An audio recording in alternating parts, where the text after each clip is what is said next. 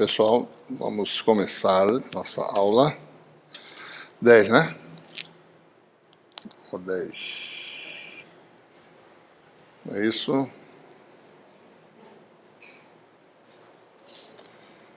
E hoje a gente vai resolver a solução de módulos guiados no guia retangular, né?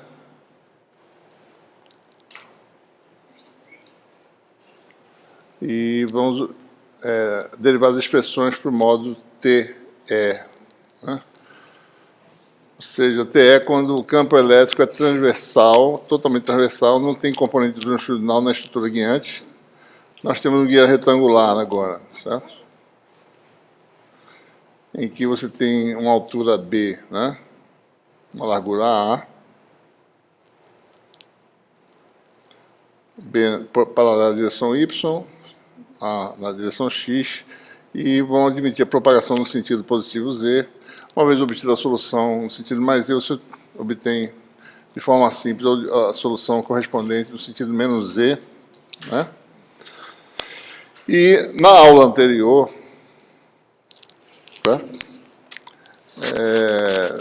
foi derivado o formalismo para a obtenção de campos, né? Tá certo? Então para os módulos TE tem o formalismo, para os módulos TM tem um formalismo semelhante, né? Começando pela solução de uma equação diferencial de segunda ordem, se obtém a solução para essa função, e dessa função você obtém os campos, certo?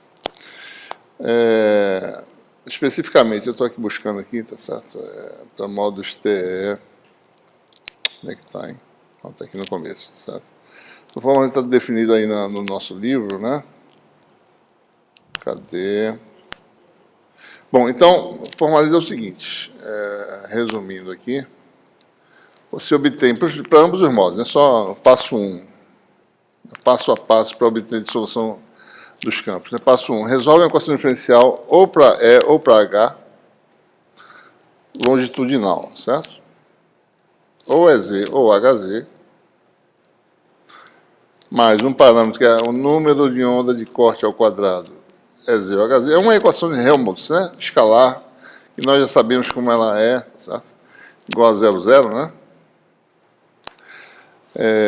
O número de onda de corte foi definido, certo?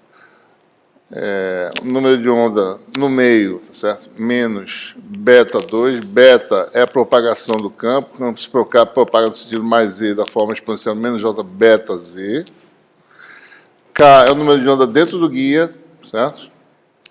Se dentro do guia há um índice de refração N, tem um preenchimento com índice de refração N, dentro do guia o K vale, K2, melhor dizendo, é igual a K0 ao quadrado, N do guia, ou melhor, né? Não precisa botar o quadrado, não. K igual a N do guia, K0. K0 número de onda do vácuo, ômega sub C. Então, os parâmetros estão definidos. Isso aqui é um parâmetro que depende da geometria da estrutura, como a gente vai mostrar em mais detalhe agora. Teve um exemplo na aula anterior para um guia de placas paralelas. Vou mostrar agora, isso aqui só depende da geometria, é fixado pela geometria, não varia com nada, só com a geometria, certo?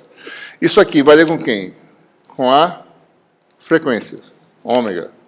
Então, geometria fixa, frequência dada, então você sabe quem é a propagação, sabe quem é beta, sabe quem é a velocidade de fase, né? Sabe quem é a velocidade de grupo, e assim por diante. Então, a dependência disso com a geometria depende da solução para os campos. Você resolve os campos, daí você vai saber, bom, quem é um KC vai saber como é que funciona a propagação na estrutura. É importante saber como é que varia a velocidade de fase e de grupo. É importante saber qual é o delay, né, que é adicionado numa onda que se propaga dentro de uma estrutura dessa, certo? Então, é por isso que é importante saber os campos, para você determinar esse parâmetro aqui, né? Bom, então, para ondas, só estou recapitulando rapidamente a aula passada, para ondas transverso-elétricas, né, TE, só tem campo E transversal, EZ não existe, tá certo? EZ igual a 0. E HZ é diferente de 0. O que a gente faz aqui? Resolve só uma equação diferencial para HZ. Tá? Para ondas TM, transverso magnéticas, é o contrário.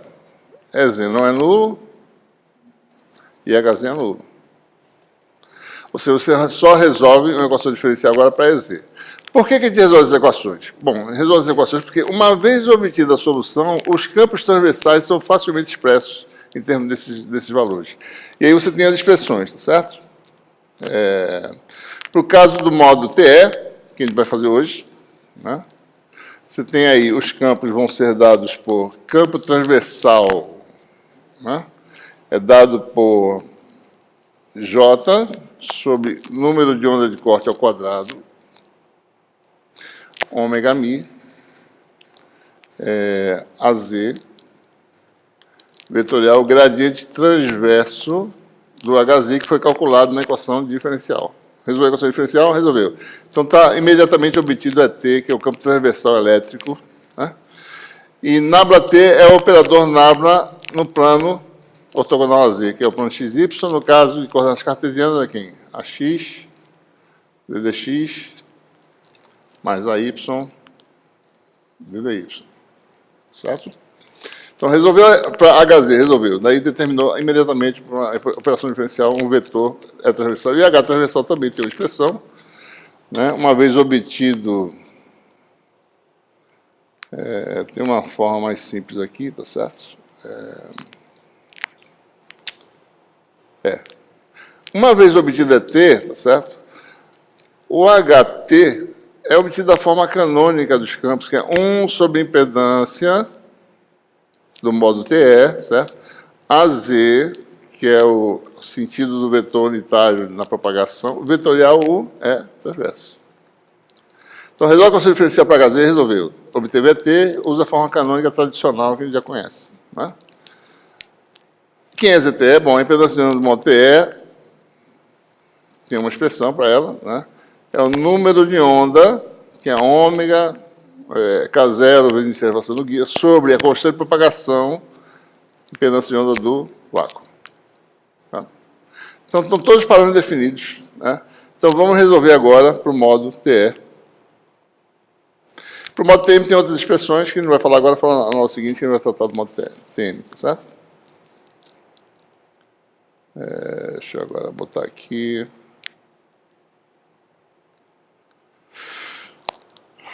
Bom, guia retangular, módulos TM, deixa eu botar aqui nas notas.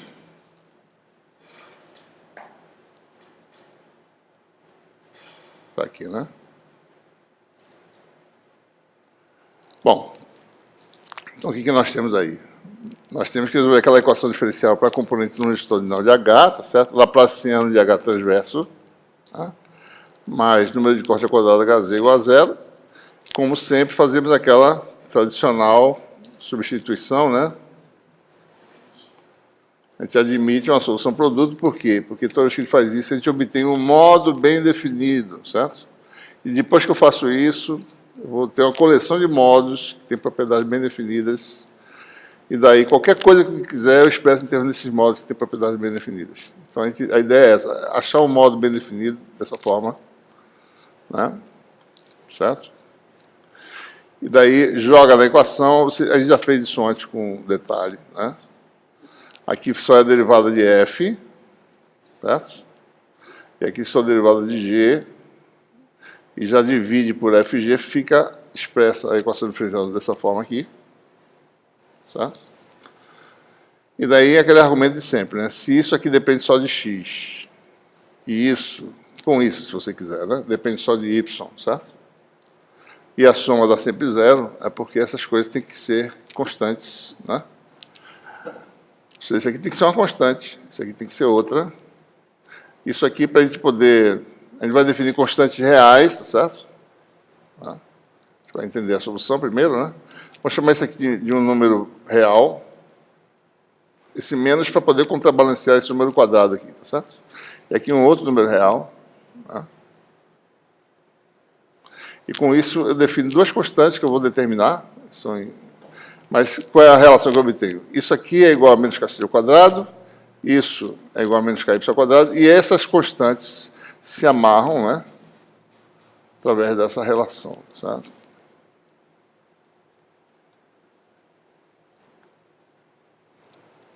Né?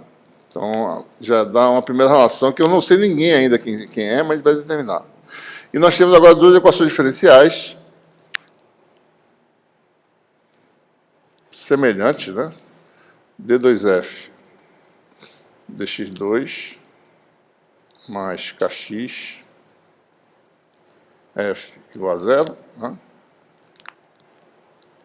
D2G, dy2, mais ky quadrado g igual a zero. Equações são idênticas, né? Esses coeficientes são reais e essas funções, as soluções são seno e cosseno ou exponenciais complexas. Nesse caso aqui específico de guia de onda, é mais conveniente usar as funções reais para a dependência transversal. Na longitudinal é exponencial complexa, né? Que é a onda que se propaga, certo? Na transversal é onda estacionária, porque tem as paredes do guia, então é mais conveniente usar seno e cosseno, certo? Então, olha, essa solução aqui é seno ou cosseno de kx vezes x, né? Aqui também, seno ou cosseno de ky vezes y, ou seja, para f, nós temos aí uma solução do tipo, pode escrever da seguinte forma, uma combinação de seno e cosseno, que pode ser assim, ó, cosseno, kx, x e uma fase. Tá? Isso aqui é a combinação linear, tá, de senos e cossenos. Tá? Quando eu botar amplitude, uma combinação vai ser uma amplitude vezes cosseno de φ, a outra vai ser essa amplitude vezes seno de φ. Então você tem duas constantes. Tá? Da mesma forma, g de y, né?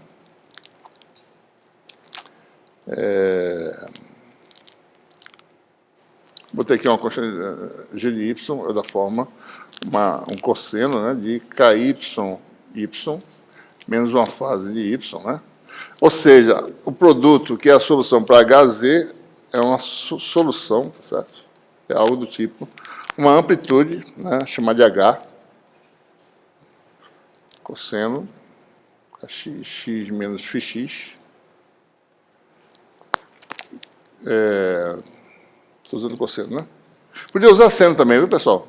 Porque cosseno é a combinação de seno e cosseno, né? Seno também é a combinação e são constantes que a gente não sabe quem são, né? Então, tanto faz, tá certo?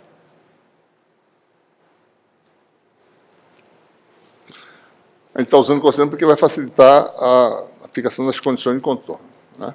Então, vamos lá. Então, condições de contorno, nós temos paredes perfeitamente condutoras,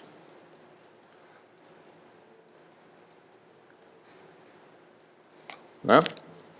Nós temos aí, olhando de frente, nosso guia de onda, certo?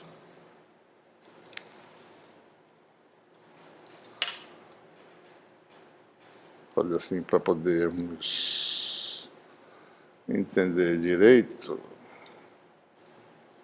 Deixa eu exagerar aqui a parede dele, certo?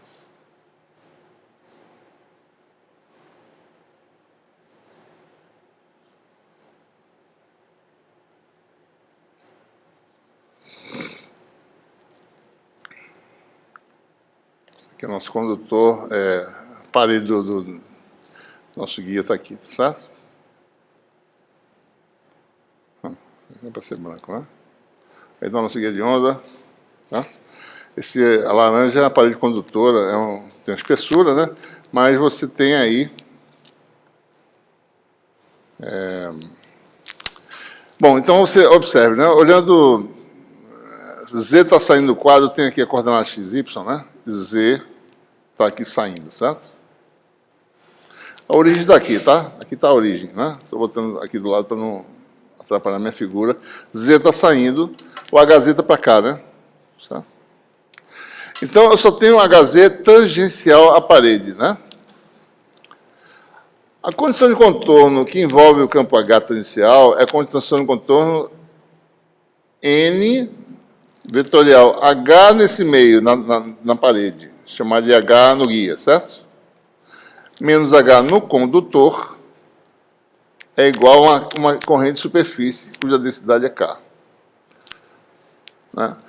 Para um condutor perfeito, tá certo? O campo não entra no condutor. A gente já falou sobre isso antes, profundidade de penetração, né? Quanto maior a condutividade, menos a penetração. Certo? Chega a um ponto que ele não penetra. Condutividade infinita, né?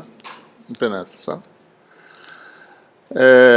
Então, observe, se eu fosse usar um condutor não perfeito para resolver o problema do guia de onda, aí eu tinha que calcular o campo aqui, que eu estou já calculando, e o campo dentro do condutor também, certo?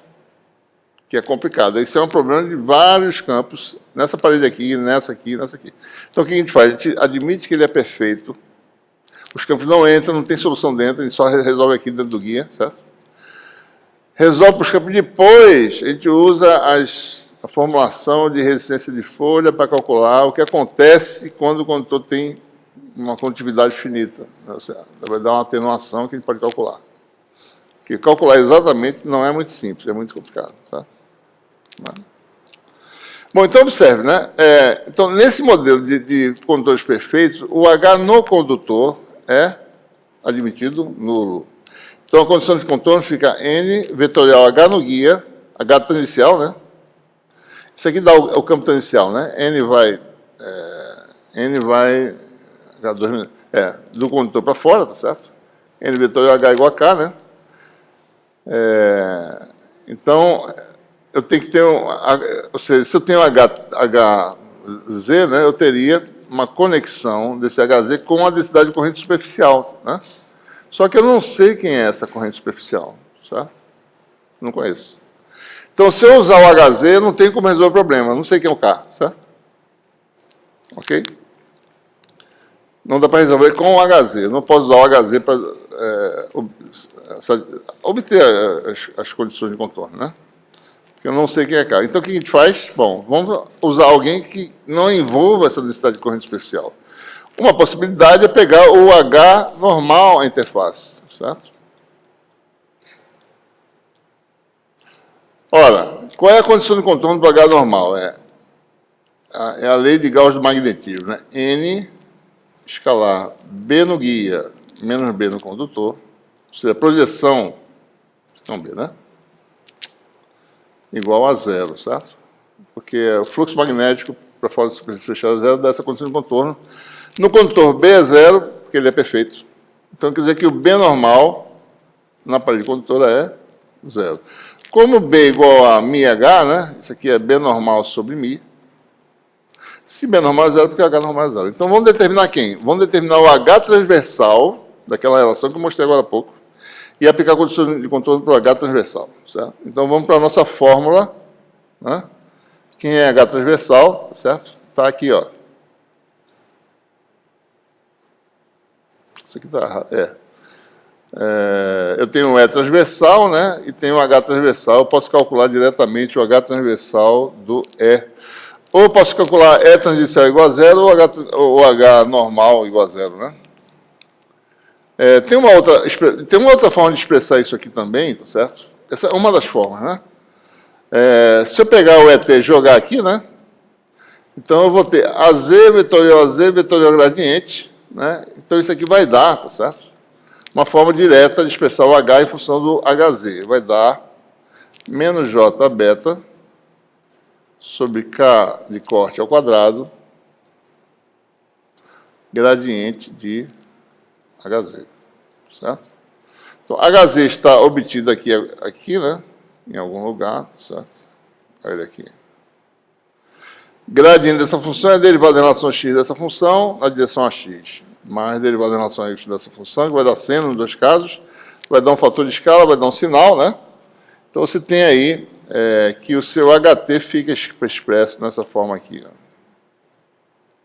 Uma vez calculando isso aqui, você tem que o H transversal fica expresso dessa forma. JBH sobre KC ao quadrado, J beta, KC ao quadrado, aí fica uma componente x chamada de Hzinho AX, certo? Mais uma Y, HY, AY, em que esses parâmetros são seno com cosseno, certo? Seno em x e cosseno em y, cosseno em x, seno em y. HX vai ser seno, né? Vai dar um kx que veio da derivada do seno, do cosseno, seno de kx x menos φx, cosseno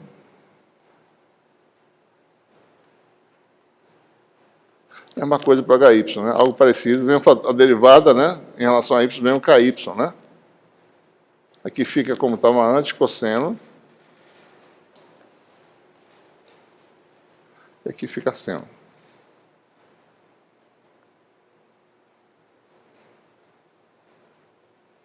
Certo? Pronto, então nós temos aí, vamos ver como é que fica as condições de contorno agora. Bota aqui o guia de onda de volta. Certo? Então o que nós temos aí, né? Bom, aqui nessa parede e nessa, eu quero minha componente, ou seja, o H normal vai ser a componente qual? X, né? Então, em x igual a zero, que é essa? Em x igual a A, eu imponho que isso aqui seja zero. Né? Então, hx de zero, qualquer que seja y, né, nessa largura, em x igual a também, igual a zero, uma condição de contorno. E a outra qual? Nessa parede aqui e nessa, o H normal, que é o HY,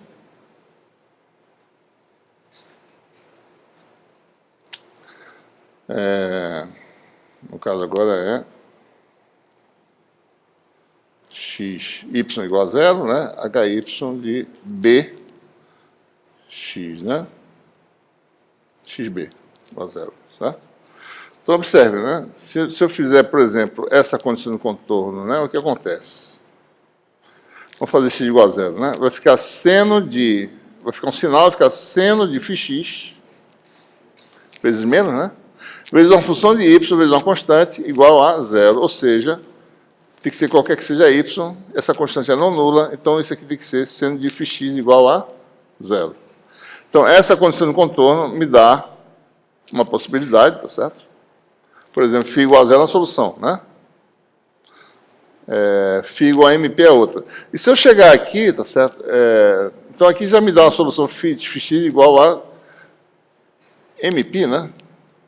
Inclusive M igual a zero também, tá certo?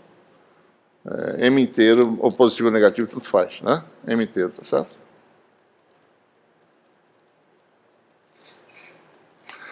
Então eu já resolvo um problema.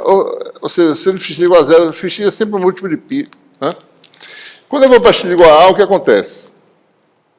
Vou botar seno de Ka menos φ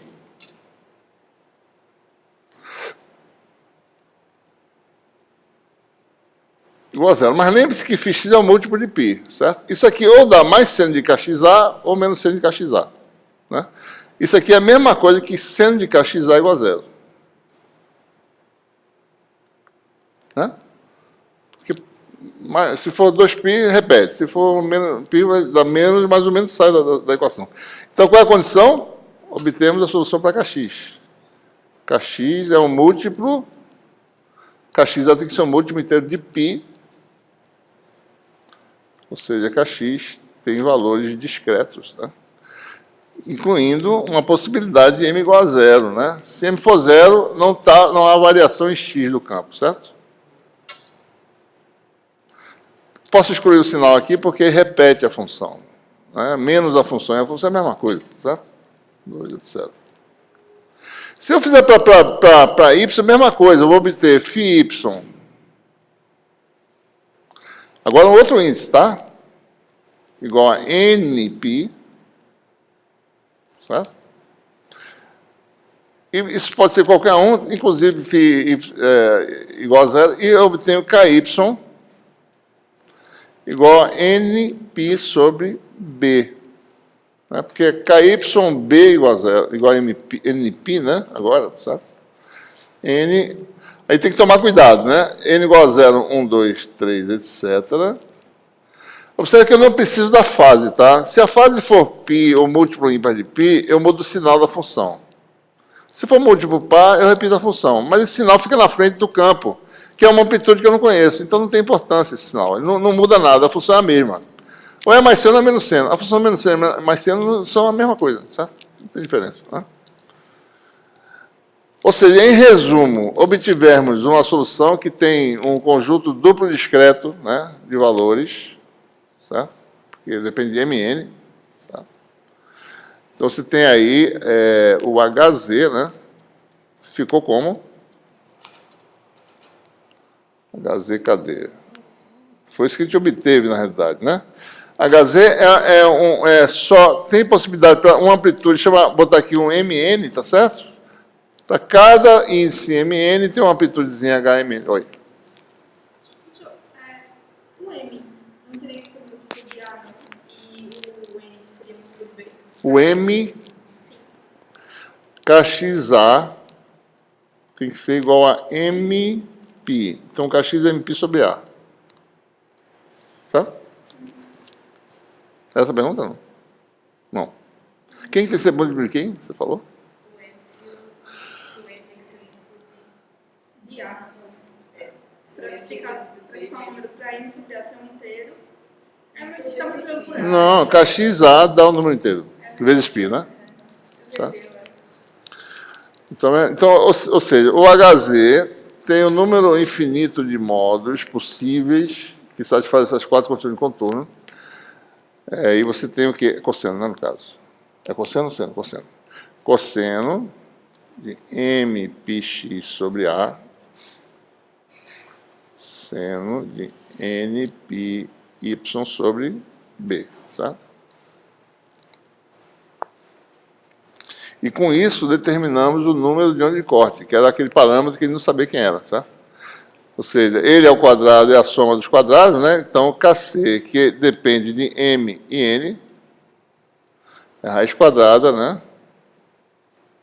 De Mπ sobre A quadrado, mais Nπ sobre B quadrado. Certo? Então, é interessante. Cada módulo, né, tem um número de onda de corte específico, certo? Depende dos padrões geométricos A e B, depende do índice do módulo, certo?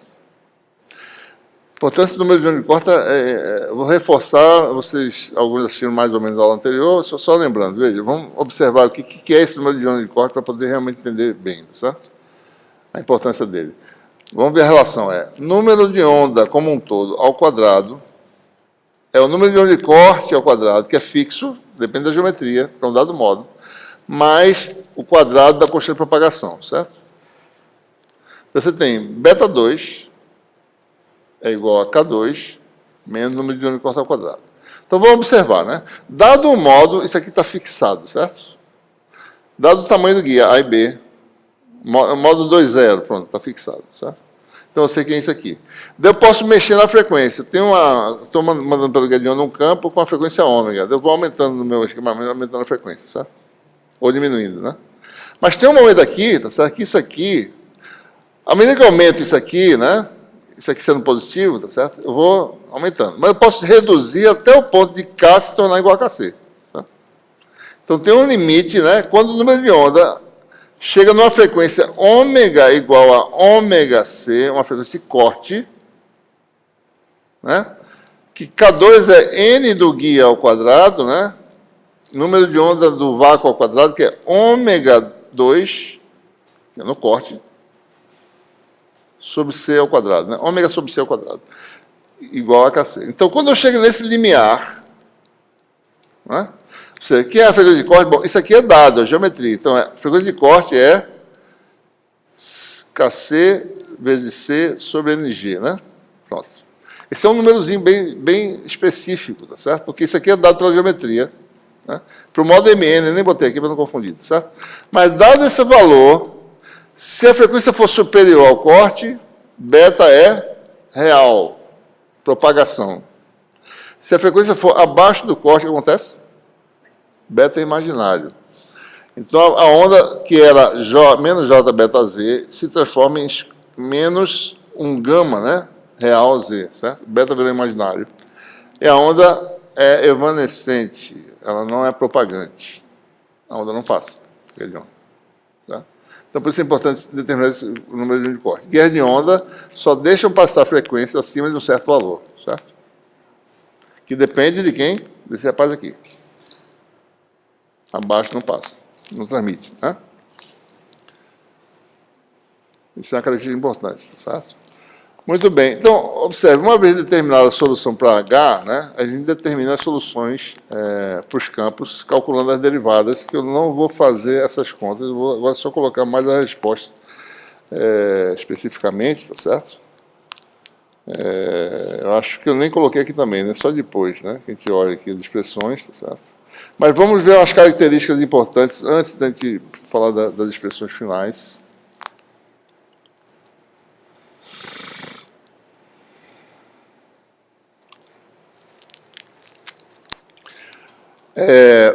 Bom, vamos lembrar aqui o número de onda de corte, né?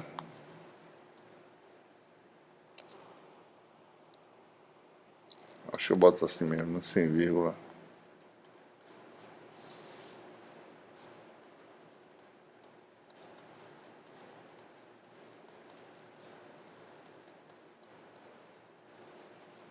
Certo? Bom, então os modos são modos transverso-elétricos, né? A gente bota uma letrinha aqui para dizer que é um modo índice M, é o número de variações, número de lobos para a direção X, de variações do campo. Né? Por exemplo, para cada M é um lobo, né? A gente tem que ver, o campo vai dar uma função mais ou menos... Observe, né? A gente não calculou ainda o campo, mas é de se esperar que o campo elétrico, certo? Se ele for componente X, ele se anule aqui, tá certo? Né? Então, por exemplo, o modo de menor ordem é aquele que se anula nas duas paredes, né? Então, ele vai ter esse comportamento.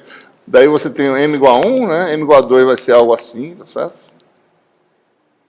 Né? 2 lobos, tá certo? 3 lobos. O número de lobos vai dar um número de variações, né? É claro que o campo pode ter componente Y, tá certo? Então, você olha cada componente individual. X faz isso, né? Y faz isso aqui, né? Certo? Por exemplo, a variação com Y seria algo assim, que ela teria nós nas paredes em cima e embaixo, certo? Bom, você tem então os modos TE-MN, né? A frequência... Bom, antes de prosseguir, né? Qual é o modo de mais baixa ordem? Não pode ser 00, porque 00 não tem solução, né?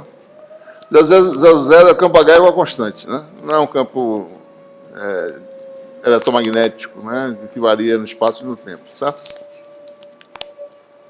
Então, o modo de mais baixa ordem é ou um 0, né? Ou é o TE 0. Qual que tem menor frequência de corte? A gente tem que saber, né? TE 0 ou TE 01, tá certo? Bom, para a gente saber direitinho, vamos olhar direitinho quem é a frequência de corte, né? Então, veja, isso aqui, KCMN, é ômega do corte sobre C, né? Bicho, está caindo aqui.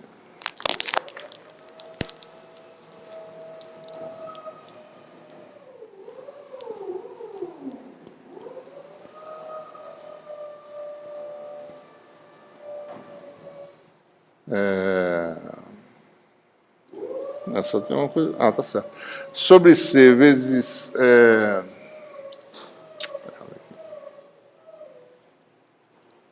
Quando na carga de som é outra coisa. Ômega sobre C, N do guia, tá certo? Por definição, né? Ômega C é 2π, frequência de corte em Hertz, tá certo? Sobre C, NG. Né? Daí você, bom, joga isso aqui nessa expressão, você tem a expressão para a frequência de corte em termos do índice, né? Então, a frequência de corte do modo MN vai ser C sobre 2π sobre NG, daí o π aqui quadrado sai, tá certo? Vai ficar algo assim, ó. C sobre 2NG, N do guia. O guia vazio dá N igual a 1, né? Raiz quadrada de... Está errada a expressão aqui. Equação 10.103, anotem aí. Tem um π a mais aí, tá certo? Vamos ver, né? Esse π aqui sai... esse π aqui vai cancelar com esse π daqui, tá certo? Então vai dar M sobre A ao quadrado, né? Na nota tem MP, tá certo? N sobre B ao quadrado, né? Então, a pergunta importante de se fazer é quem é o modo que tem a menor frequência de corte, né? Ou é o TE 0, ou é o TE01, né? Porque essas frequências de corte vão aumentando, né? Função de duas variáveis, tá? A menor é que tem um índice zero, né? Tá? Ora, então depende da dimensão A e B. Geralmente os guias de ondas têm, por convenção, né, se chama de A maior dimensão e B, certo? Bom, se A é a maior dimensão, né? Então, se esse fator aqui estiver presente e esse não, você vai ter um número que é menor para índice 1, né? Do que se esse fator estiver presente, que ele vai dar um número maior, né? Então, o modo fundamental, que a gente chama de fundamental,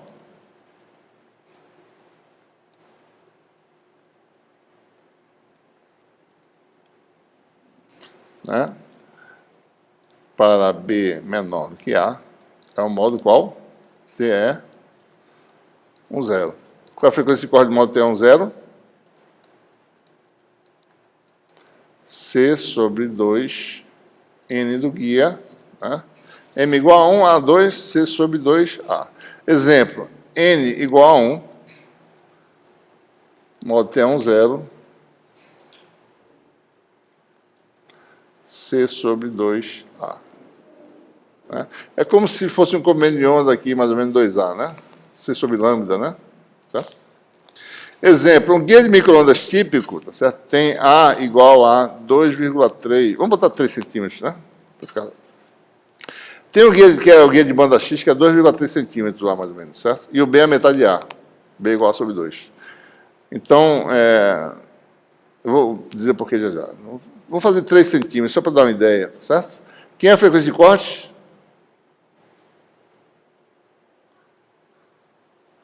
3 vezes 10 a oitava, sobre 3 vezes 10 a menos 2, né? Dá 10 a décima, né? Tá certo? Não está faltando 2 aqui, né? Sobre 2, tá certo?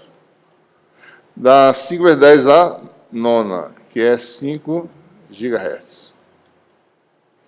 Então, esse guia de onda só passa a partir de 5 GHz, certo? Observe o seguinte também, né? Vamos explorar um pouquinho mais aqui. Suponha que B igual a A sobre 2. Né? Um guia, isso aqui é mais ou menos a metade, né? A altura é a metade da largura, certo? Então, como é que fica o modo, os modos de menor ordem, né? São o 1,0, que é o de mais baixa ordem, e o próximo é o 0,1, tá certo? Então, vamos ver aqui o que acontece. O T10 eu já sei como é que é, né? A frequência de corte do modo T10 é C sobre 2A, né? Do modo TE01, tem que ser o quê? C sobre 2B, né? Certo? Mas B igual a sobre 2, que dá C sobre A. Então, existe uma faixa de frequências que vai de C sobre 2A até o dobro desse valor, que só tem um modo qual TE10 se propagando, né? Quando você usa a guia de onda, você sempre quer que só um modo se propague. Por quê? Porque você faz os detetores, as microantenas para receber o sinal, tá certo? Por exemplo, no guia de onda retangular, né? O pessoal bota lá no final, você está mandando uma onda, lá no final tem uma antenazinha que vai pegar o máximo do campo aqui e tentar transformar em corrente para mandar para outro lugar, tá certo?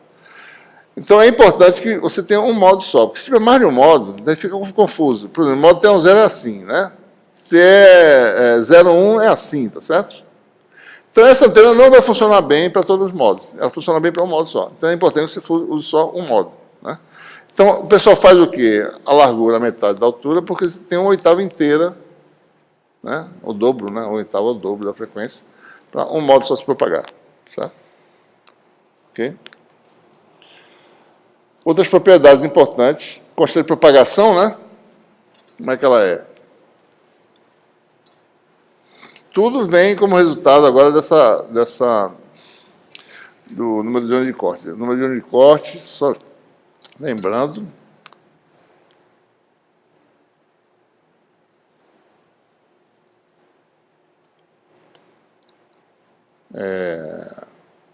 KC MN, né?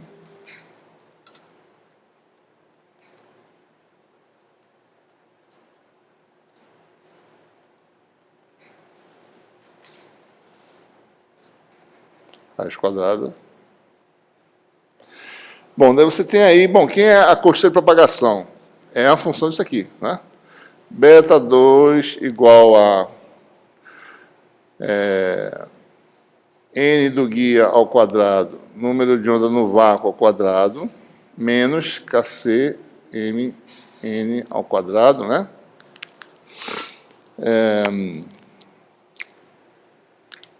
Posso botar aqui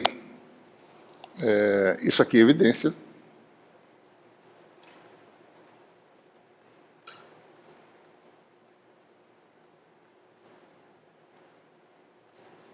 Né? Opa, faltou um aqui, um menos, né? Eu fico com beta igual a NGK0, 1 menos... Olha, isso aqui, certo? É ômega do corte sobre C, né? Isso aqui é F sobre C, tá certo? Então, isso aqui pode ser escrito como sendo... Isso aqui é proporcional a FC, isso aqui é proporcional a F, isso aqui vai dar frequência de corte sobre F ao quadrado. Isso aqui é elevado a 1 meio. Ok? Então, aqui mostra claramente, primeiro, beta é menor do que o número de onda correspondente, né? Vamos esquecer um pouquinho esse CNG, tá? Para ficar mais fácil de pensar. Suponha que você está com guia vazio, né? Você está no vácuo, o número de onda é K0. No guia, isso aqui é 1, é K0 não, é menos do que K0, é menor do que K0, certo? Né? O comprimento de onda do guia é 2π sobre beta, né? Certo?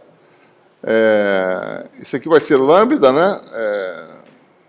Lambda no vácuo, né? Sobre NG,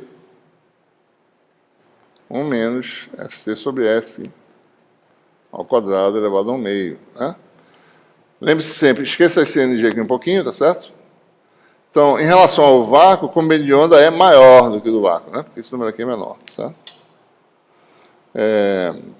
Se você olhar também, sabendo o beta, a impedância de onda é importante. A impedância de onda permite você determinar o vetor de Point, né? Z é ao quadrado, assim por diante. A impedância do modo TE é K sobre beta Z0.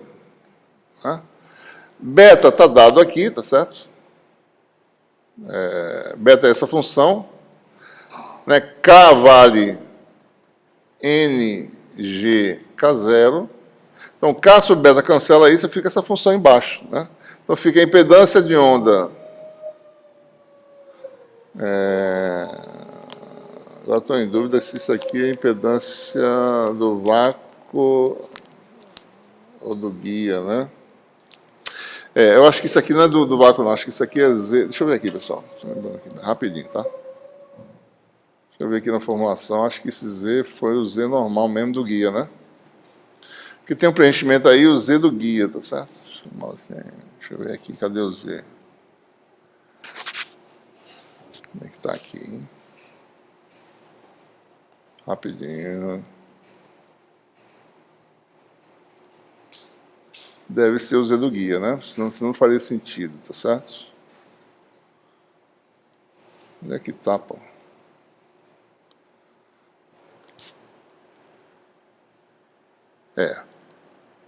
Z do guia, né? No meio de propagação. Então, se o guia... É porque a gente, esse modo de encefalação do guia atrapalha um pouco, né? Z é o Z do guia, não é Z0, não, tá certo?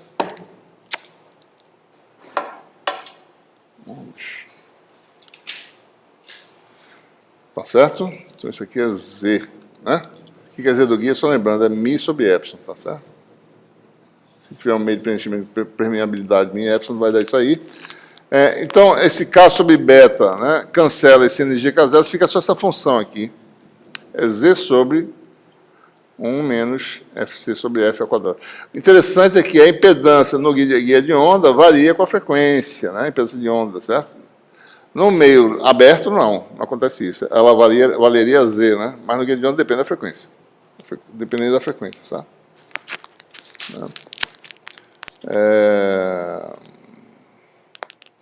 Muito bem, o que mais que tem aqui? Importante. Bom, então são essas características. Importante é a frequência de corte, porque tem a questão de passagem do campo dentro do guia, né? A dependência de beta com a frequência é importante, por quê? Porque a gente está lembrado, né? Ômega sobre beta é a velocidade de fase, né? Se beta varia não linearmente com a frequência, quer dizer que a velocidade de fase varia não linearmente com a frequência. Toda vez que a velocidade de fase varia não linearmente, ou seja, varia com a frequência, por exemplo, no meio qualquer aberto, isso aqui não dispersivo, isso aqui não varia, isso aqui dá C sobre N, certo? Não varia. Se N é constante, mais ou menos, não varia. Mas isso aqui varia com a frequência e não cancela a frequência aqui. Beta é não linear com a frequência. Quer dizer o quê? Velocidade de fase depende da frequência. Quando a velocidade de fase depende da frequência, quer dizer, diferentes componentes de frequência vão viajar em velocidades diferentes. Então, você distorce a informação, né? Então, você precisa saber então, a velocidade de grupo para saber um pacote, né? Qual é a velocidade dele direito. Tá? Então, é um tipo de dispersão devido à geometria do guia, não é devido ao material que a gente falou anteriormente, né? Bom, os campos do modo TE, a gente vai só mostrar, né? Vocês trabalhem um pouquinho para ver, façam uma dessas contas, tá certo? Bom, estamos aqui, né? Estamos aqui, aonde aqui mais ou menos? Vamos olhar aqui os campos. Então, as propriedades. Bom, o que acontece, né? A gente precisa saber os campos transversais, né? E para simplificar, para não ficar escrevendo seno, cosseno, seno, etc., tem várias derivadas em relação a x a y, vai aparecer seno vezes seno vezes cosseno vezes seno. A gente vai definir essas funções compactas aqui, ó. Por exemplo, o mn, certo? É seno de mπx sobre a, e em y é seno de nπy sobre b. Certo? O v seria seno com cosseno. O U é função seno, V é função cosseno. Só que a primeira é em x, a segunda é em y. Sempre que tem o lado esquerdo é em. VU é cosseno seno, com esses índices. Cosseno em mπx sobre a, seno em nπy sobre b. E VV é cosseno cosseno. Certo? Então, aí fica mais fácil, tá certo? Quando a gente olha para as expressões, calcula os gradientes, né? Aqui tem alguns gradientes. Gradiente de UU, só para a gente ver, certo? É seno de mπx sobre A. Então, derivado em relação a x vai ser mπ sobre A, derivado do seno que dá cosseno. U vira V. Fica VU, tá certo? Né? Mesma coisa aqui. Derivada de seno dá cosseno, dá UV. E aparece o fator de escala nπ sobre B. Então, tem as várias expressões de gradientes, né? O V vai dar VV, porque é cosseno, cosseno. E V vira menos U, a derivada de V, que é cosseno, dá menos seno. Então, você tem várias expressões, tá certo? Porque imagina se você botar seno e cosseno C fica desse tamanho a expressão, né? A gente usa essa notação compacta, né? E nós temos aí o campo longitudinal, né? Lembrando, é quem? Cosseno de mπx sobre A, cosseno de nπy sobre B, VV de mn, o campo longitudinal, e com aquelas expressões, né? Ou seja, com o gradiente transverso de HZ, eu calculo o ET, e do ET eu calculo o HT, né? Então, você vai ter expressões aí, tá certo? Para os campos, né? Bem simples, mas sabendo que isso aqui tem uma função embutida, né, aqui dentro, tá certo? Né? A gente pode escrever assim, pode reescrever também de uma forma mais simples, né? Só para vocês entenderem aqui, tá certo? A gente pode escrever dessa forma aqui, ó. O que é que a gente fez aqui, né? A gente falou, bom, o campo elétrico tem uma amplitude E. Observe que isso aqui é a dimensão de número de onda, tá? E aqui também, né? Então, dimensionalmente, isso aqui e número de onda, a dimensão cancela. Então, isso aqui é volt por metro, certo? Esse é aqui, né? Não quer dizer que o campo ele tenha magnitude E. Não tem magnitude E, né? Ele tem a magnitude variável. Depende de onde você estiver. Em x igual a 0 tem um valor, x igual a tem outro valor, certo? Né? Mas quer dizer que, dado isso aqui, eu posso expressar, né? Esquecendo esse fator aqui, tá certo? Observe que H é E sobre Z. V, volt por ohm, certo? Da ampere por metro, né? Volt por metro por ohm da ampere por metro. Né?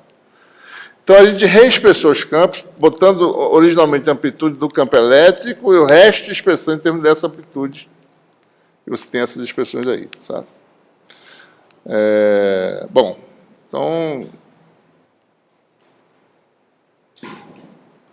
Essa é a forma final dos campos, né? São meio complicadinhos, né? É claro que ele não vai ficar decorar isso aí, tá certo? A gente vai usar isso para alguma coisa, né?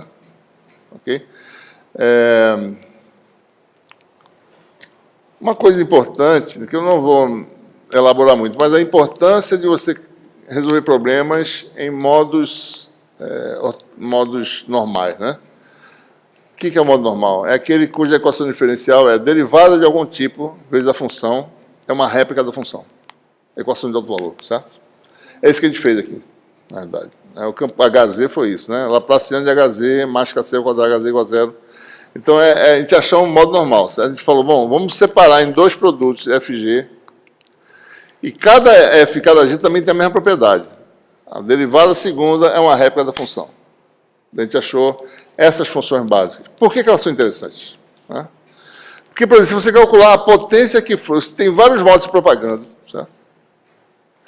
E você calcular a potência que flui, você pode mostrar que a potência é a soma das potências do modo individuais, certo? Então, se a densidade de potência do modo Mn na direção Z é Sz de Mn, certo? Se você tem vários modos ao mesmo tempo se propagando, a potência total, você pode calcular a densidade de potência, vai ser a soma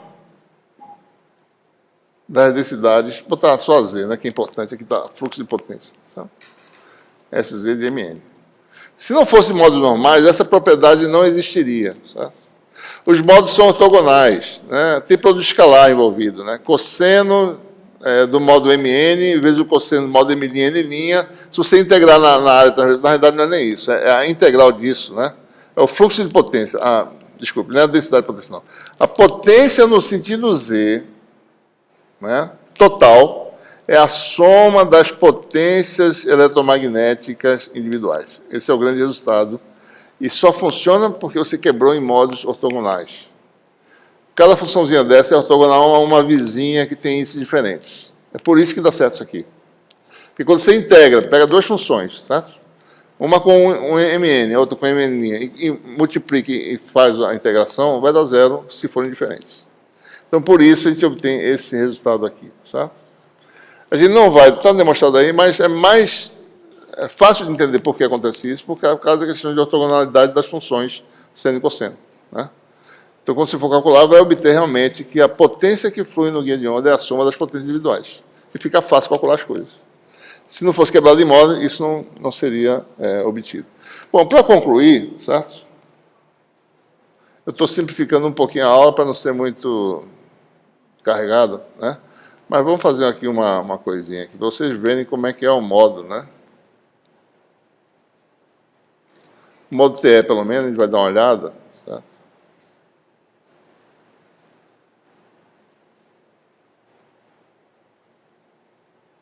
A gente tem aí, mais ou menos, um gráfico, tá certo? Da densidade de potência, que é o quadrado do campo, né? É cosseno ao quadrado em x, cosseno ao quadrado em y, ou seno, depende de como é que é. Esse é o modo TE 10, certo? Aliás, 20, desculpe. 10 é esse aqui, tá? Ou seja, o campo só varia com x, né? Tem um máximo aqui, ó, a densidade é alta, e ele é escuro aqui, a densidade é baixa. E não varia com y, né? Então, aqui a densidade de potência é a mesma daqui de cima, não varia, certo? Né? Observe, o modo TE, esse é o modo TE 10, na realidade. O modo TE 10 quer dizer que m igual a 1, né? Certo? E só tem componente y, não tem x, tá certo? Ok? Então, o EY ele é 0 aqui, tangencial, né? Campo elétrico tangencial é 0 aqui, e é 0 aqui, certo? E é máximo aqui. Aqui o EY é ortogonal à parede, certo? Então, o EY varia, tá certo? A gente sabe que não é x porque o EY existe aqui, ó, certo? Se fosse x, era para ser zero aqui, né? Então esse é o modo T1 zero, e o modo T1 zero tem um campo E na direção y. Então H está na direção x e na z, né? Então tem... E o fluxo de potência no sentido z depende só dessas duas quantidades, não depende do HZ. O HZ não tem importância na realidade. Depende do E transversal, é y e hx. E à medida que você vai aumentando o índice, né, você vai vendo mais lobos, né? 2 máximos. Né, e assim por diante, certo? Vários máximos, né? E aí, se você bota o modo... mesma coisa, se eu botar o modo T 00, não tem nada, né? Então, T é 01, certo? Então, a variação é em y, certo? E agora nós temos o EX, né? Porque aqui embaixo o E inicial é 0 e aqui também é máximo. E o EX existe aqui, ó. É não nulo, tá certo? Nessa parede. Bom, aí você vai, vários modos agora mais complicados, com vários tipos de...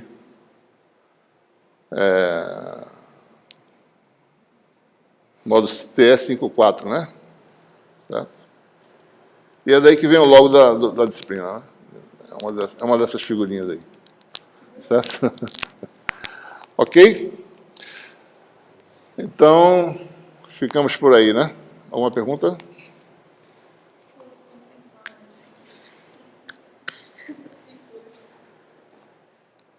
Ok.